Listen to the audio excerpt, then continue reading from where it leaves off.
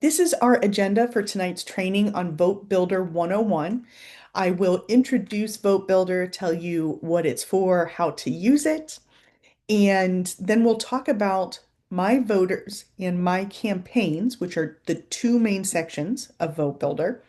I'll talk about how to work with individual records and then creating and saving lists. Along the way, I'll share some tips and resources, and we'll wrap up with some resources as well. If there is anyone here who is not a Vote Builder user, does not know what Vote Builder is, you think you might be in the wrong place, maybe you're a new volunteer, I just dropped in the chat links for other training options you might be interested in. Knocking doors, making phone calls, or the Build Skills link goes to all of the trainings that I am hosting. So let's jump right into Vote Builder.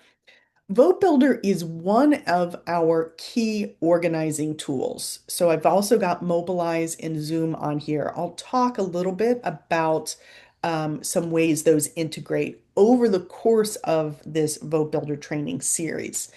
So Vote Builder is our database. Campaigns these days run on data. Vote Builder has all the information on the voters of North Carolina and has information on volunteers. So having good quality data, building those lists is really important to the success of our campaigns. One jargon flag here, you might hear Vote Builder also referred to as VAN, the Voter Activation Network. Some states call it VAN. In North Carolina, we call it Vote Builder. Those terms are interchangeable, but that might explain if you've heard of minivan, it's not a van as in a transportation device. It is a small mobile version of the Voter Activation Network.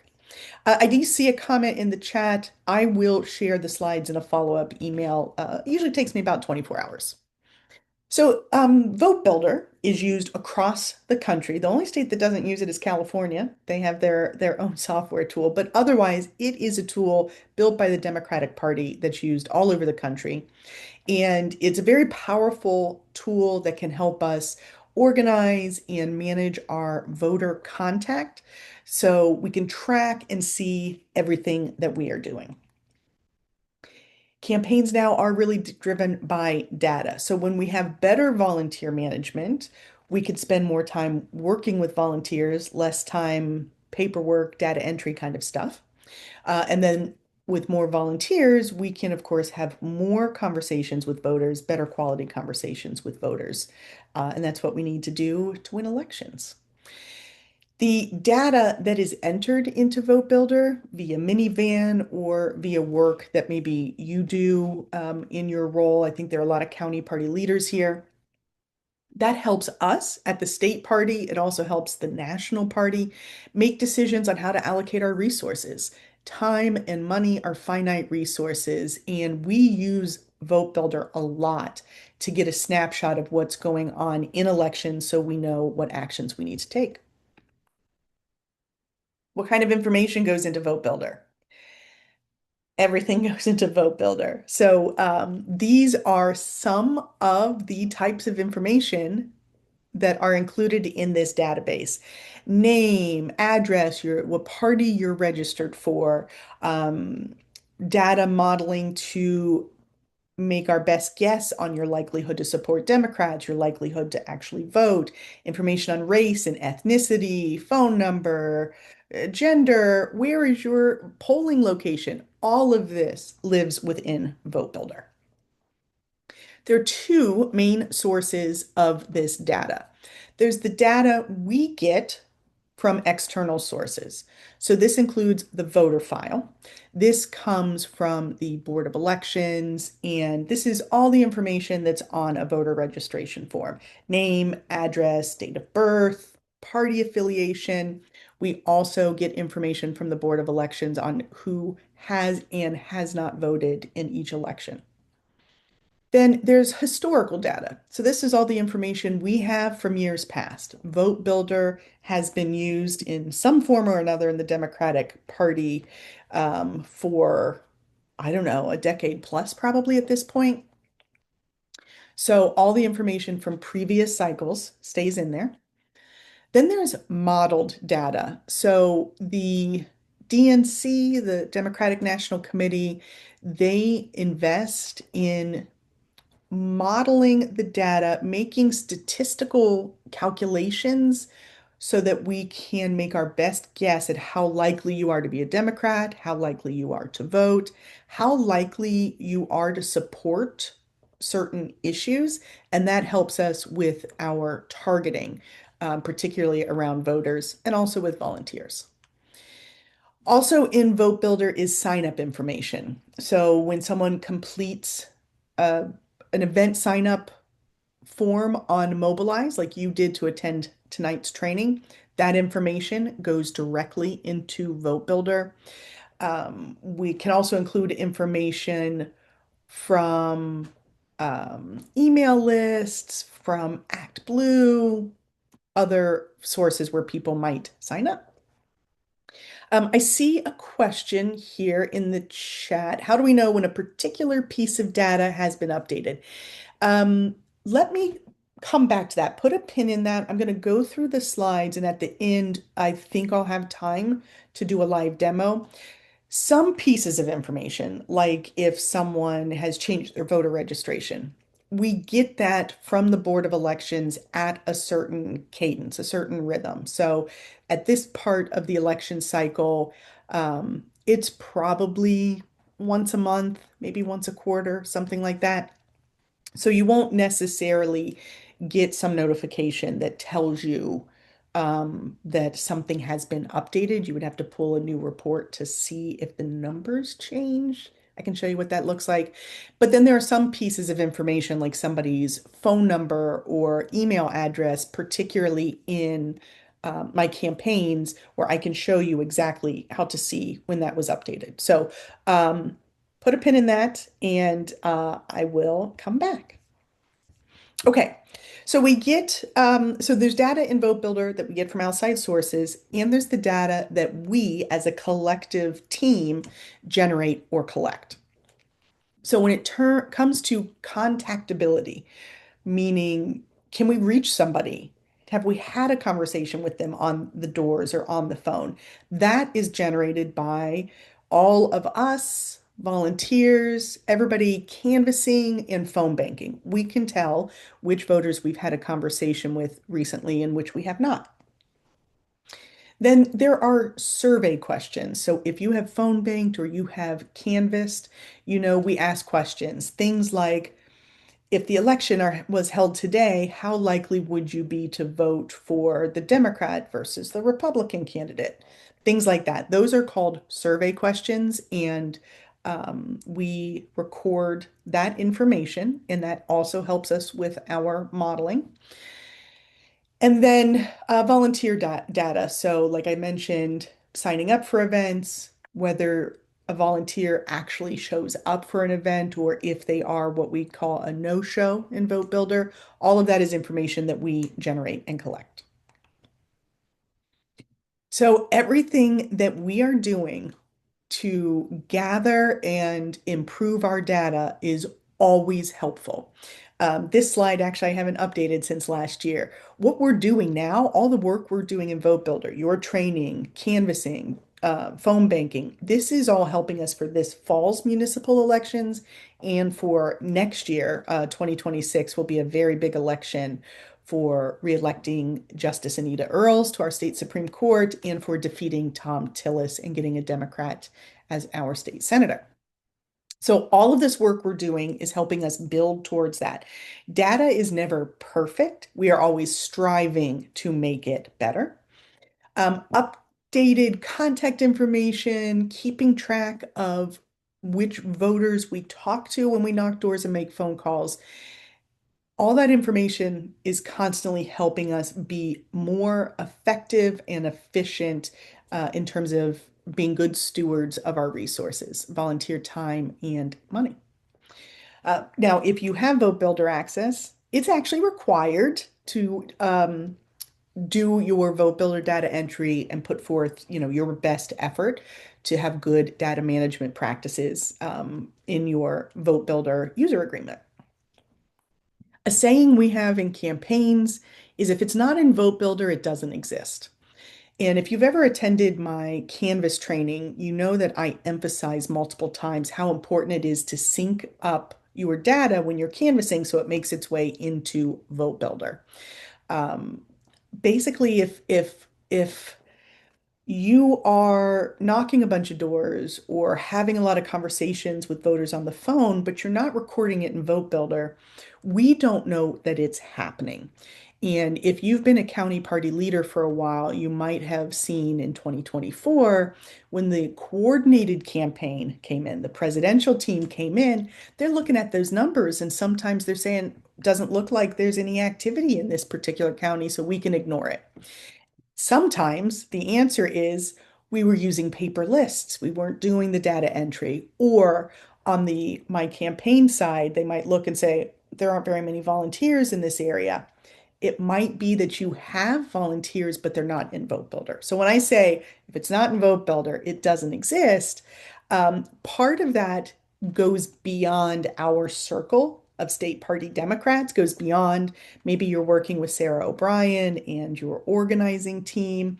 But all of this information trickles up to the highest levels. So it's really important that we're putting information in Vote Builder. Last Oh, I'm glad to hear that Minivan worked great when you were working with the coordinated.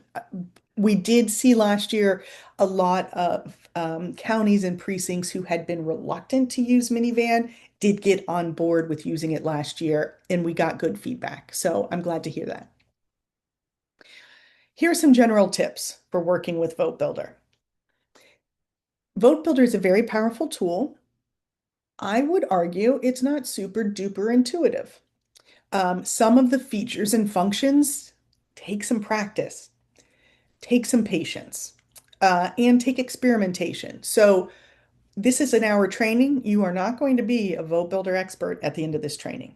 I have a six-part training series. I've been using Vote Builder for 6 years. I'm still learning things all the time. So just know it takes some practice. Be patient with Vote Builder. Be patient with yourself. I have found that the more I use it, the easier and faster I get at it. There are certain tasks I do all the time, and um, I get better and faster. So the first time I'm trying a new skill, it might be a bit of a slog and take a little while. But by the third, fourth, fifth time I'm doing it, I go faster. Okay, there's more than one way to do things.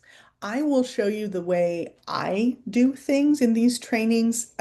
You might have a different path that gets you to the same result. So just throwing that out there, more than one way to do things, and you pretty much can't break it. Um, so feel free to experiment and try some things. That's how I learn a lot. I do also ask my colleagues when I hit a wall, but I'll experiment and try something out to try to figure it out. Okay, that was the introduction to Vote Builder. I'm going to talk specifically about my voters versus my campaigns next, but let me get caught up on the chat. Yes, Harmon has office hours. My final slide tonight will be giving you the information and link to his office hours.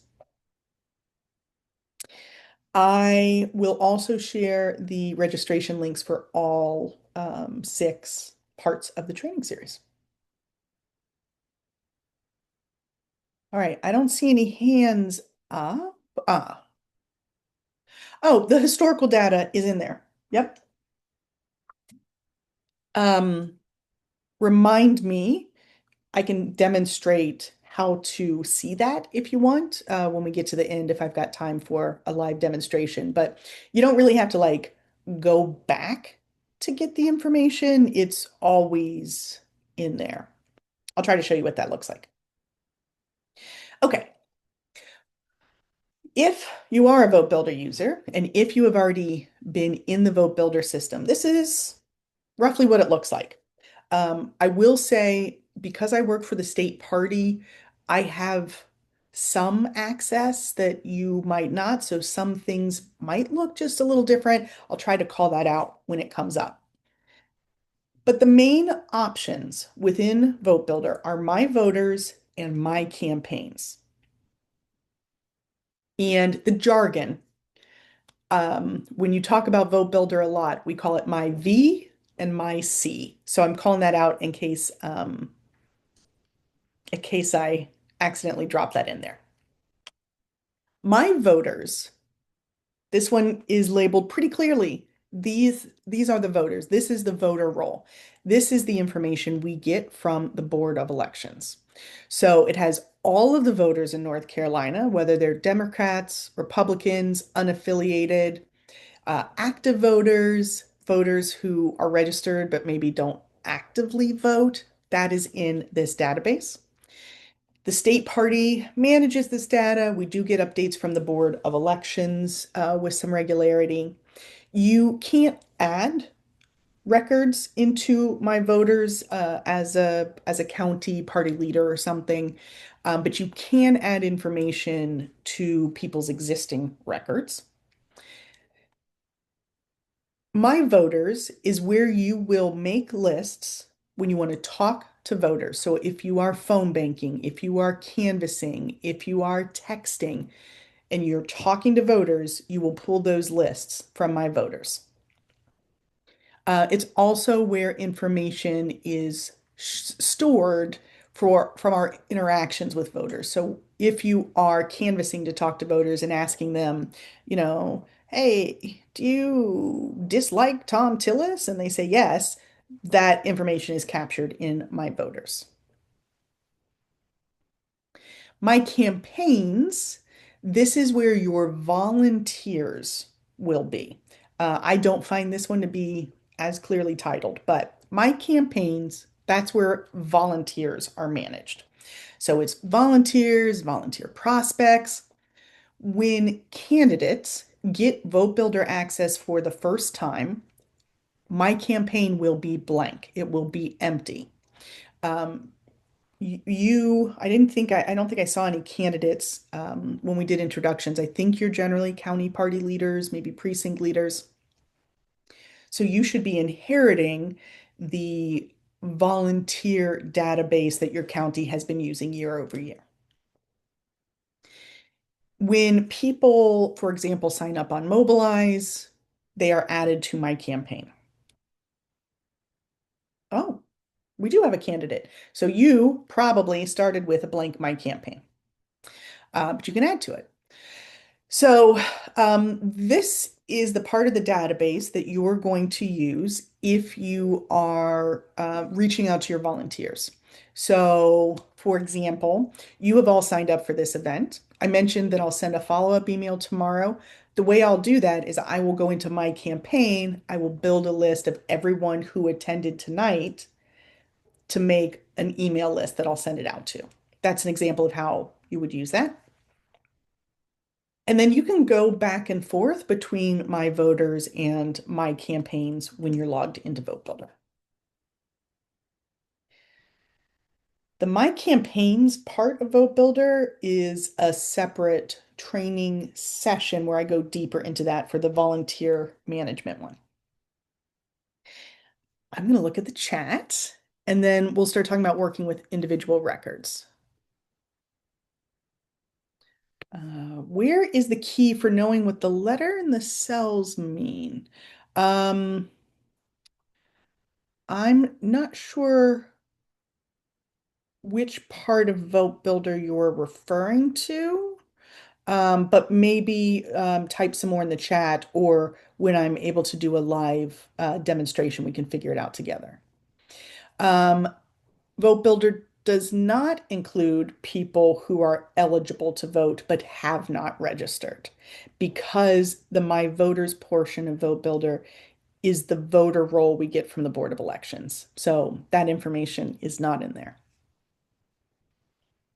Precinct meetings do go into events. So um, any time you create an event on Mobilize, it will populate.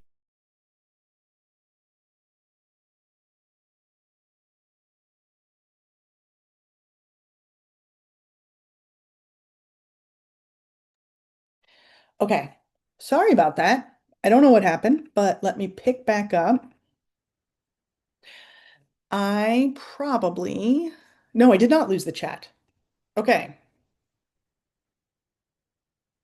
I don't know where I left off, but events, when they're posted on Mobilize, they are added to Vote Builder. Give me one moment here. Okay, sorry. Thank you for people answering questions in the chat when I was kicked out of my own dang meeting. Okay, I'm going to keep moving and share some information about working with individual records. So you might, on occasion, be looking for a specific person.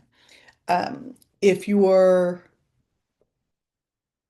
looking for maybe somebody attended one of your events and you want to make sure that they're in My Campaign, you might look up a specific person. So there is a quick lookup function, and hopefully I can do a screen share when I get through the slides to show you that. Quick lookup exists in both my V and my C, my voters and my campaigns. It works the same. This is the quick lookup form, and put in as much information in here as you know will help narrow the search. Now, if you have access in your county, if you are in Wake County, you probably have a lot more people in your database than if you're in Transylvania County.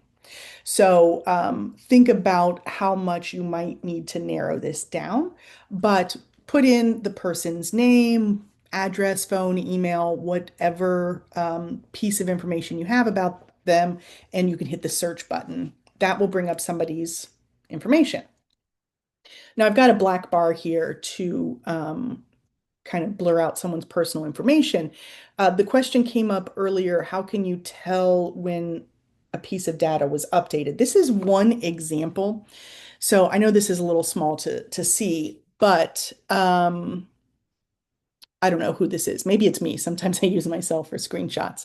You can see kind of the last line in the screenshot says added by Mobilize February 13th, 2024.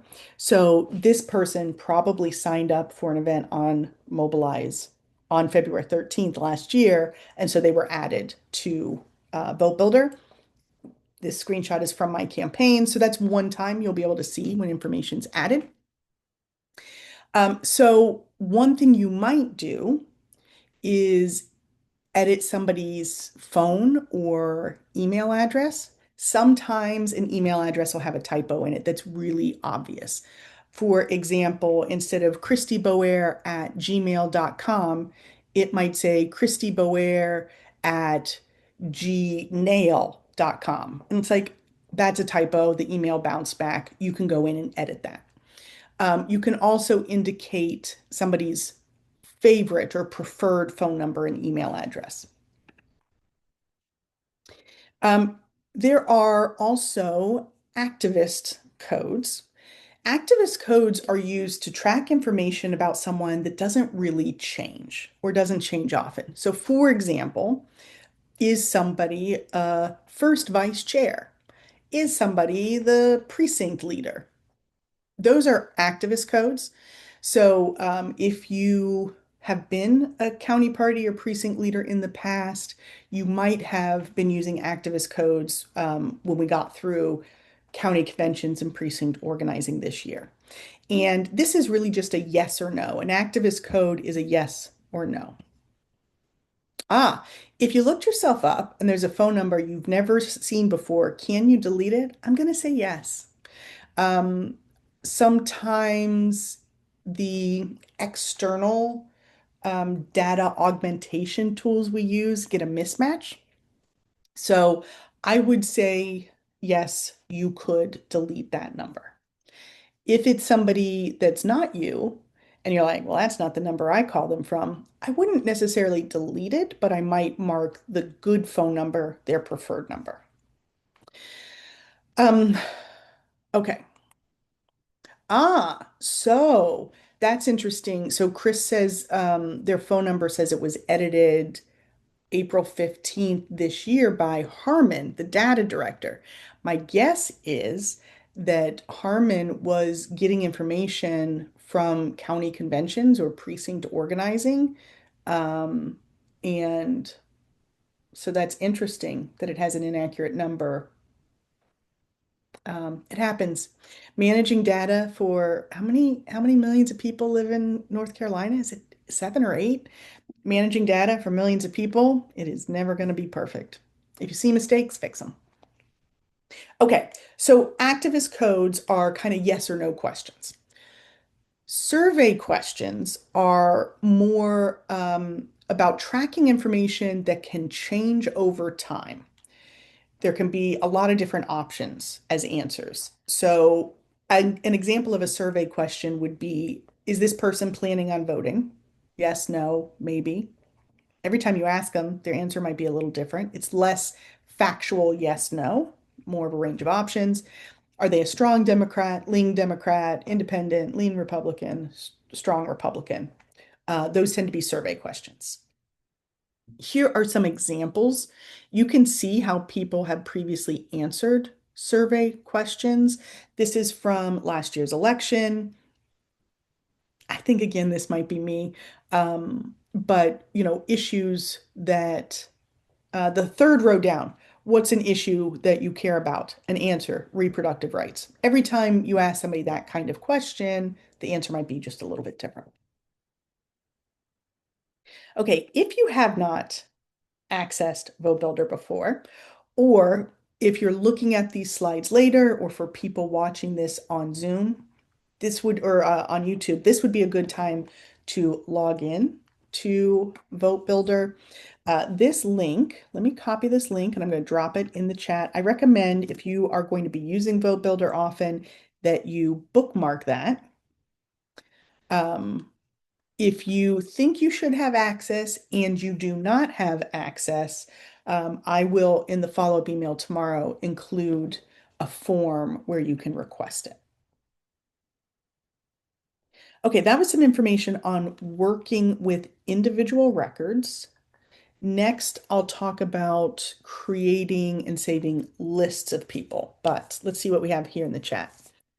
Information of voters who have been removed from the voter, maybe that's supposed to say roll, voter roll by the Board of Election is no longer visible in Vote Builder. Is this information permanently deleted or hidden and retrievable? I don't know the answer to that question. I will have to ask Harmon. I don't think Harmon was able to join us tonight, so I don't know. It sounds like maybe you're talking about some of the voters related to Justice Riggs and the Republican nonsense about that. I don't know the answer. I'll see if I can find out. Okay. Other questions so far?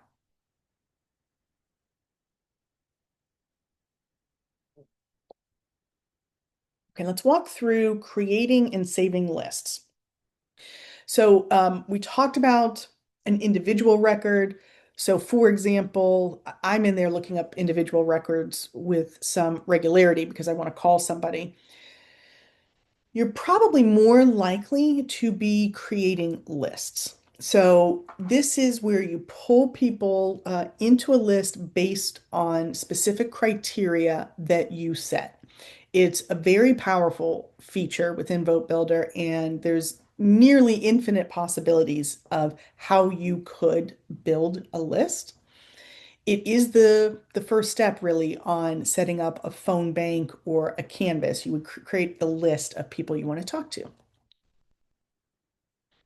So The first step here, you can see this list menu. Create a new list is what you would click on. And this is the screen to create a new search. Two things I've highlighted here in red I want to point out. I know this is a little small, but on the left-hand side, you can see a little caret symbol. That means that that is compressed. So if you click on that caret, it will expand so you can see what's under that menu. And then the red box on the right-hand side is over a star icon. And you can click on that, and whatever criteria you star will show up at the top of your list. Because otherwise, the search criteria is basically in alphabetical order. You might find that there are certain categories of criteria that you use all the time. And so you might want to favorite them so they're at the top of your list. So this is what the list menu looks like. So you would select the criteria of the list you want to pull, and I'll throw out some examples here in a minute, and then I can do a screen share. And you have additional options here where you can add people based on criteria. You can remove people, or you can narrow your list. I'm going to walk through some examples. What to remember is add, remove, and narrow.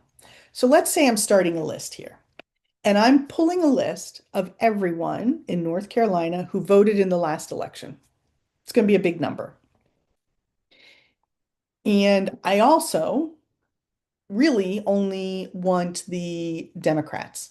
That's the second criteria. So this diagram, the blue circle, the big one, was everybody who voted in North Carolina. Then we have a separate circle that's smaller, that's all the Democrats in North Carolina. What you end up with here in this green overlapping area is all the Democrats in North Carolina who voted in the last election. So that kind of search took people from both those criteria. You could also pull everybody in North Carolina who voted. You could remove the Democrats, the yellow circle. And so now what you have is just the non-Democrats who voted in the last election. That's how you would remove people. To narrow, I've got everybody who voted. I've got all of the Democrats. And then I'm going to narrow it just to the Democrats who voted in the last election. So that's a little bit add, remove, narrow. Those concepts take a little practice to get the hang of. I sometimes get tripped up. So my advice to you when you're pulling a list based on multiple types of criteria, gut check your search results. So as I'm going through a search, I'm kind of talking myself through it and thinking with each piece of information I add, remove, or narrow, do I expect the list to get bigger or smaller? So if a result pops up and I'm like, this does not pass the sniff test, this doesn't seem logical to me, two things to double check. One would be the order of operations, meaning how did you build your list? Add, remove, and narrow. Were your steps logical? The second thing, and this is what usually trips me up if my number looks weird, are you pulling a list of voters? Are you in my voters? If you're trying to pull a list of volunteers, are you in my campaigns? Because I bounce between the two, every once in a while I'll pull a list and I think I'm pulling a list of volunteers, but the number is a million people. And I'm like, well, that's not logical. Let me double check that I'm in my voters or my campaigns. So those are a couple of ways to check the results you get. There are two ways to then save your results once you've pulled a list and you feel good about it. You can save it as a list. So that will save that set list. The people who are on it today are going to stay on it. It won't change. So, for example, if you pulled a list of people in, I'm going to pull a list in my precinct, 0605. If I save it as a list, if somebody moves out of the precinct, their voter registration changes, my list won't change. I would have to run a new list to get those people off of it. You can also save something as a search, meaning you're saving your search criteria. So if I saved that people in my precinct and somebody moves or somebody new registers, a saved search will update that. Okay, I've got just a couple more slides and then I'm going to do a screen share and I'll show you some of these concepts. Okay, let's see. There are resources for Votebuilder users, and I will also include this in the follow-up email tomorrow. But there is something called the Living Library. It's basically a shared drive, and these are screenshots of what's in that shared drive. So it has links to all of the training slides. It has the user agreement, the Votebuilder guide. All of that is in that Living Library. The Votebuilder guide hasn't been updated in a while, but this can be helpful, particularly searching for key terms if you're trying to do something in Votebuilder and you can't figure it out. Like, don't bang your head against the computer for too long. Ask Harmon, ask me, check out the Votebuilder guide. Um, and then this is the list of all of the Votebuilder trainings I'm delivering this summer. So what you can see here, and I'll include this in the follow-up email, which skills are included in which of the topics and the dates. So I'm going to do the whole series twice. I'm also recording it and we'll post it on YouTube. And with that, the last thing I will share, and then I'm going to start screen sharing, are my office hours and Harmon's. Office hours, we're hanging out in, Zoom or Google Meet, just waiting for people to pop in and ask us questions. Okay, I'm going to turn off my screen share for a minute. I'm going to go open my browser.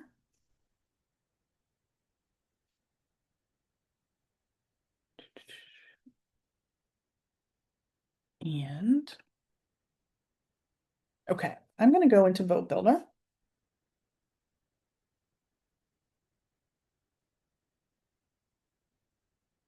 I think I need to stop the recording because I'll be showing personal information.